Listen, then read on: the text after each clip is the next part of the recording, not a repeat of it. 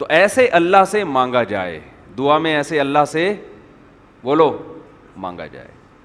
اس طرح اللہ کو, جب سے ہم یہ وظیفوں میں اور تعویذ گنڈوں میں لگے ہیں, دعا سے کیا ہو گئے ہیں, غافل. دعا سے غافل ہو, مانگ لو یار اللہ سے. رزق نہیں مل رہا تو وظیفہ پڑھنے کے بجائے رات کو اٹھو اللہ سے دعا مانگ لو, رات کو اٹھ کے گڑ گڑاؤ اللہ کے سامنے. مانگنے کا فائدہ یہ ہوتا ہے, حاجت پوری ہو تو ٹھیک ہے, نہیں ہو تو بھی ٹھیک ہے, اور زیادہ مزہ آتا ہے.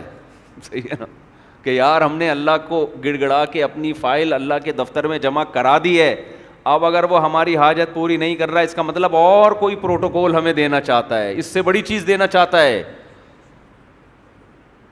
صحابہ کرام جب غزوہ بدر میں اس قافلے کے پر شبخون مارنے کے لیے گئے, صحابہ کا غزوہ بدر میں 313 کا 1000 سے لڑنے کا کوئی نہ ارادہ تھا, نہ پروگرام تھا, نہ طاقت تھی, نہ نیت تھی. وہ چاہتے ہی نہیں تھے کہ اتنے بڑے لشکر سے ہماری لڑائی ہو. وہ تو گئے تھے, وہ ایک تجارتی قافلہ آ رہا تھا, اس پہ حملہ کرنے کے لیے کہ وہاں سے غنیمت کا مال ملے گا. وہ کمزور قافلہ تھا, اس کے لیے 313 بہت تھے. اللہ نے کیا کیا, اللہ میاں نے مشرکین مکہ کو مخبری کروا دی. ان کو اطلاع ہو گئی کہ مسلمانوں کا 313 کا لشکر ہم پہ حملہ کرنے کے لیے نکلا ہے. یہ چیز مسلمانوں کے حق میں جا رہی ہے یا ان کے خلاف جا رہی ہے؟ خلاف جا رہی ہے. بھائی جنگ کے راز فاش ہو جانا, مخبری ہو جانا, اس میں تو لینے کے دینے پڑ جاتے ہیں. کیونکہ یہ مخبری کا نقصان کیا ہوگا کہ 313 کے مقابلے میں وہ تو پورا لشکر لے کر آئیں گے ان کو. بھائی آپ دشمن کی کوئی تھوڑی سی 10-15 فوج جا رہی ہے, آپ نے 100 آدمی لے کے اس فوجیوں پہ حملہ کرنے کا ارادہ کیا, آپ اس خوش فہمی میں ہو کہ 10 آدمی کنٹرول ہو جائیں گے, لیکن مخبری ہو گئی اور کمک کے لیے 10,000 آ گئے, تو لینے کے دینے پڑ گئے کہ نہیں پڑ گئے؟ کیا خیال ہے بھائی؟ آپ بولو گے یار ہم تو آئے تھے کس چکر میں. یہ ایسا ہی ہے, آپ نے چاقو نکالا کہ تیری جیب میں جو کچھ ہے نکال دے, اس نے ایک بندوق نکال دی. اب بولا تیرے گھر میں بھی جو کچھ ہے وہ بھی لے آئے یہاں پہ جا. تو یہ تو کام سارا الٹا ہو گیا کہ مخبری ہو گئی, ابو سفیان کو پتہ چل گیا, ابو سفیان بہت بڑا لشکر لے کے بدر کے میدان پہ آ گیا. اب صحابہ کے لیے نہ جانے کا راستہ, کوئی آپشن ہے ہی نہیں,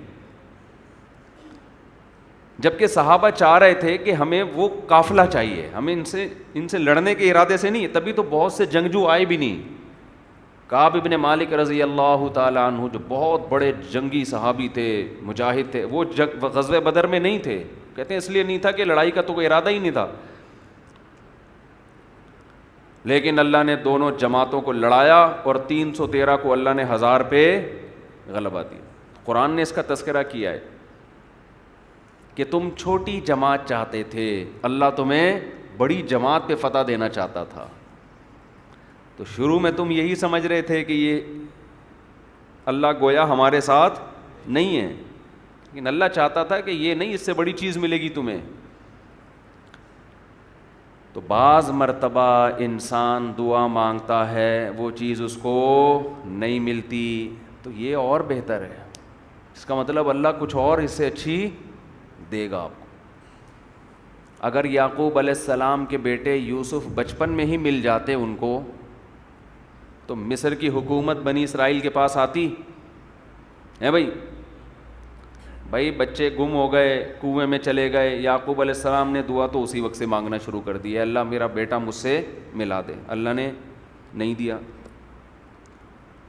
ہم ہوتے تو ہم فوراً وظیفے, تعویذ, گنڈے, سب سے پہلے تو ہم یہ کہتے کہ میں نے فلانے سے معلوم کروایا, وہ ایک بزرگ ہیں جنہوں نے فلانے بزرگ کا علاج کیا تھا, انہوں نے مجھے بتایا ہے کہ بھائیوں اور 2 بھائیوں کے میں کسی نے تعویذ رکھوائے ہیں, حسد پیدا کروائیے. نمبر 2 زائچہ بنوایا ہے جس سے پتہ چلا ہے کہ وہ فلسطین کی پہاڑیوں کے پیچھے ہیں. زائچوں میں تو کچھ بھی نہیں آ رہا ہوتا, تو پہاڑیوں میں جا کے ٹائم ویسٹ ہوتا. سیدھا یعقوب علیہ السلام نے دعا کے لیے ہاتھ اٹھائے. اتنی دعا مانگی، اتنی دعا مانگی کہ گھر والے کہتے تھے کہ ایسا لگتا ہے آپ ہلاک ہو جائیں گے. کیا فرمایا؟ اعلم من اللہ ما لا تعلمون، میں اللہ کے بارے میں وہ کچھ جانتا ہوں جو تم نہیں جانتے. میں مایوس نہیں ہوں.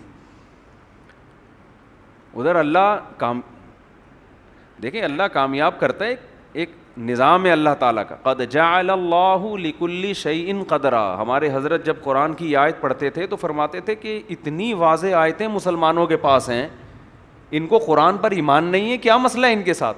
بہت حیران ہوتے تھے. وَمَن يَتَّقِ اللَّهَ، کہ جو اللہ سے ڈرتا ہے، شریعت پہ چلتا ہے، يَجْعَل لَهُ مَخْرَجًا، مصیبت سے نکلنے کے اللہ نے راستے رکھے ہیں اس کے لیے. لیکن کیسے فوراً نکلے گا؟ نہ قد جعل اللہ لکل شیء قدرا. ہر چیز کا اللہ نے ایک ٹائم متعین کیا ہوا ہے، اس ٹائم پہ ہوگا. چرسی اور ہیروئنچی کی خواہش ہوتی ہے ابھی مزے اڑا لوں میں. اڑا لیتا ہے کہ نہیں اڑا لیتا؟ ہیروئنچی کے مزے لگتے ہیں کہ نہیں لگتے؟ وہ کہتا ہے یار مزے کی، لیکن حقیقت میں وہ مزے کی زندگی سے محروم ہو رہا ہوتا ہے. ہر برائی میں یہ ہے، جو زنا کرتا ہے مزے اڑاتا ہے، لیکن حقیقت میں وہ مزے کی زندگی سے محروم ہو رہا ہوتا ہے. جو نشہ کرتا ہے مزے اڑاتا ہے، حقیقت میں وہ مزوں کی زندگی سے محروم ہو رہا ہوتا ہے. جو بھی غلط طریقے سے کسی چیز کو حاصل کرے گا ٹائم پر اس چیز سے محروم ہو جائے گا. وہ آپ غلط ٹائم پہ سو تو جو سونے کا ٹائم ہے اس پہ نیند آئے گی؟ بولو نا. سارا دن پڑے ہوئے سو رہے ہیں، اب رات کو کہہ رہے ہیں سونے کی لذت سے محروم ہوئے ہیں. تو بھائی جب آپ سارا دن سوتے رہو تو سونے کی لذت سے بہرحال آپ جو ٹائم پہ جب سب خراٹے لے کے سو رہے ہوں گے آپ جاگ رہے ہوگے.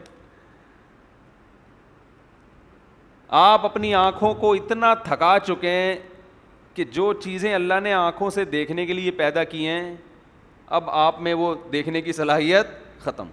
غلط چیزوں کو اتنا سوچ چکے ہیں آپ. دیکھو ایک یہ جو عشق معاشقے کی ٹینشن ہے نا لڑکوں میں، کسی لڑکی کو دیکھا، غلط کیا نا، بد نظری کی، دیکھ کے عشق پیدا ہو گیا، بات چیت کی، فون پہ رابطے، اس عشق سے ڈپریشن میں جاتا ہے انسان.